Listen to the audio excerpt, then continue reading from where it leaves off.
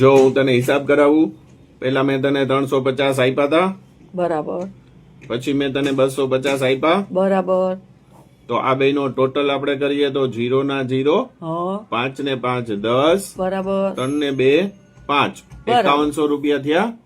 બરાબર બરાબર, જો જોઈ લે બરાબર છે આ હિસાબ. બરાબર બરાબર પછી કોઈ કિચકિચ ન કરતી. ના ના બરાબર હિસાબ હજી જવો હોય તો જોઈ લે બીજી વાર. ના ના એકદમ બરાબર.